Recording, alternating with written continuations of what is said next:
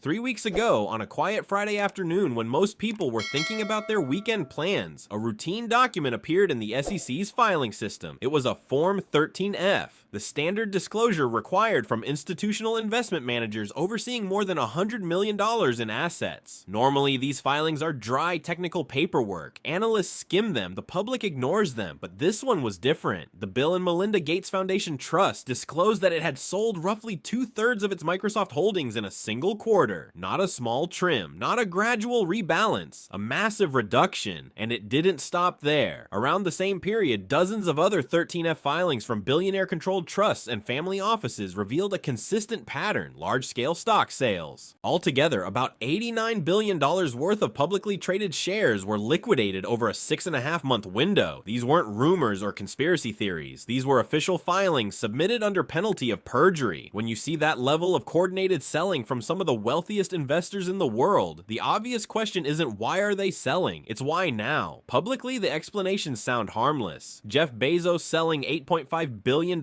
in Amazon shares, tax strategy or philanthropy. Mark Zuckerberg offloading $500 million in Meta, estate planning. Jamie Dimon selling $150 million worth of JPMorgan stock, his first sale in nearly 2 decades. Routine diversification.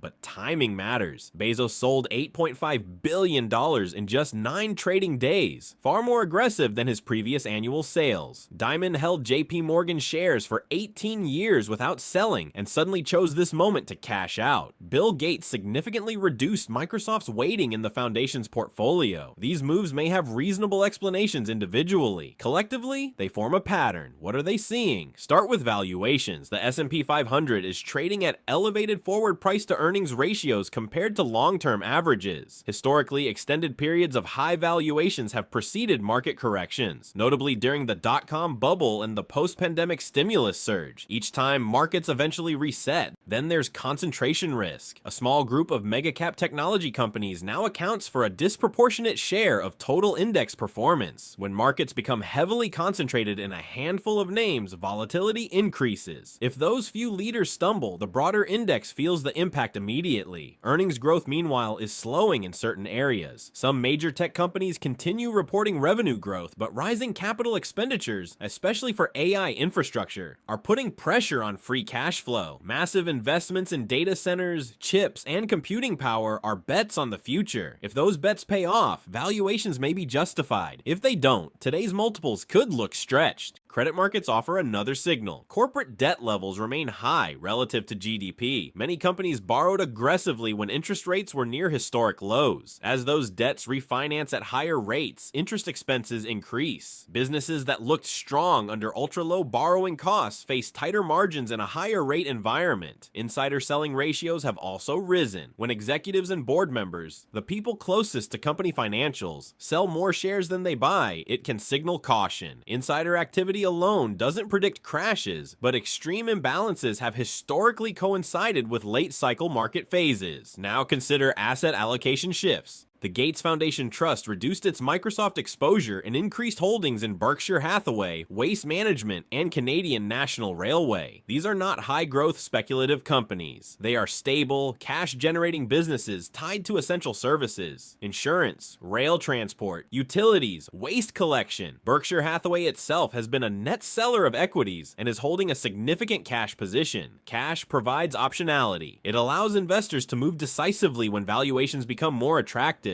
Holding large amounts of treasury bills at solid yields can be a defensive posture in uncertain conditions. Waste Management operates in a sector with high barriers to entry and relatively steady demand. Garbage collection doesn't disappear in recessions. Railroads move essential goods across North America. These are infrastructure assets, businesses built for durability rather than explosive growth. Such positioning suggests a preference for resilience over momentum. On the macroeconomic side, several indicators are softening. The unemployment rate has edged higher from its cycle lows. While still relatively low historically, increases over short periods sometimes signal economic cooling. Consumer debt levels remain elevated, and delinquency rates in certain credit categories have risen compared to previous years. Since consumer spending drives a large share of US GDP, sustained pressure on household finances could affect broader growth. growth. Commercial real estate faces structural challenges, particularly in office markets where remote and hybrid work models have reduced demand. Lower property valuations can ripple through regional banks and credit markets. None of these factors alone guarantee a market crash. Markets can remain elevated longer than expected. Economic soft landings are possible. Innovation can drive new profit cycles. However, when experienced investors reduce exposure to high multiple growth stocks and increase allocations to cash and defensive assets, it often reflects caution. Importantly, large investors operate under different constraints than individual investors. They manage liquidity needs, tax structures, philanthropic obligations, and portfolio rebalancing requirements. A stock sale doesn't automatically mean panic, but widespread synchronized selling across sectors during high valuations suggests strategic repositioning. The broader lesson isn't fear, it's awareness.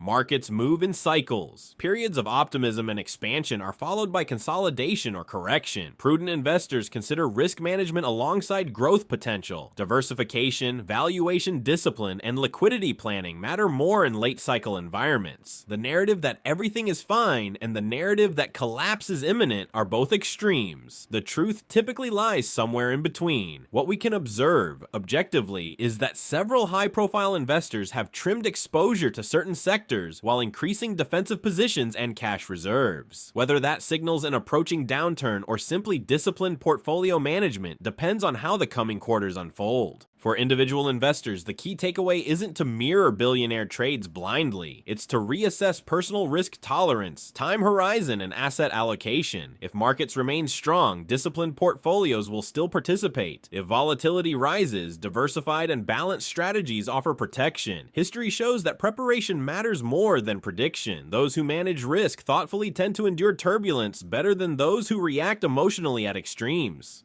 The filings are public, the numbers are documented, interpretations vary, but one thing is clear: when capital shifts quietly at the top, it's worth paying attention, not with panic, but with perspective. Tenants are not renewing leases, office buildings are sitting half empty, the loans tied to those properties, commercial mortgage-backed securities, are beginning to default. Banks holding this debt, especially regional banks, are facing mounting losses, and when banks take losses, they tighten lending standards. When lending tightens, economic activity slows. When economic activity slows, corporate earnings decline, and stock prices eventually follow. Wealthy investors can see the pressure building in commercial real estate. They understand how much hidden leverage exists within the financial system. Instead of waiting for the damage to spread, they are reducing risk now.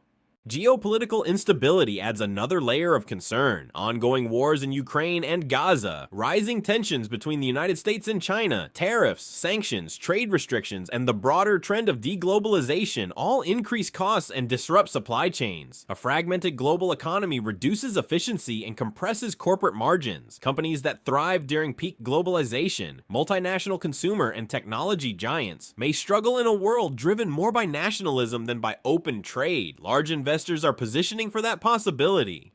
At the same time, enthusiasm around artificial intelligence is beginning to face scrutiny. Major technology firms have collectively invested hundreds of billions of dollars into AI infrastructure, data centers, advanced chips, energy capacity, and research. While AI products are impressive, the revenue generated so far has not fully justified the scale of capital expenditures. Investors are starting to ask tougher questions. When will AI meaningfully boost earnings? When will returns match the investment? If expectations prove overly optimistic, the same stocks that led the market upward could face the sharpest declines. If a downturn unfolds, it may follow a familiar sequence. Initially, markets remain calm. Insider selling continues quietly while retail investors keep buying. Indexes hover near highs and volatility remains subdued. Optimism dominates headlines. Then cracks begin to show. A major company misses earnings. The market pulls back modestly, 5 to 10%. Volatility rises. Some leveraged investors are forced to sell. Commentators describe it as a healthy correction. If economic data weakens further, the pullback can deepen into a broader sell-off. Earnings fall, layoffs increase, consumer spending slows, recession concerns intensify, market declines accelerate as sentiment shifts from complacency to fear. Eventually, panic creates opportunity. Prices fall well below previous highs. Strong balance sheets and large cash reserves become powerful advantages. Investors who preserved liquidity can acquire quality assets at discounted valuations. Those who remained fully exposed may struggle to recover. The broader lesson is not panic, but preparation. First, evaluate your exposure. If your portfolio is heavily concentrated in major index funds dominated by large technology stocks, understand that you are exposed to the same areas insiders have been trimming. Consider adjusting allocation so that a significant market decline would not derail your long-term financial plan. Second, maintain liquidity. Holding some cash or short-term government securities provides flexibility. Cash is not about predicting crashes. It is about having options when opportunities appear. Third, consider diversification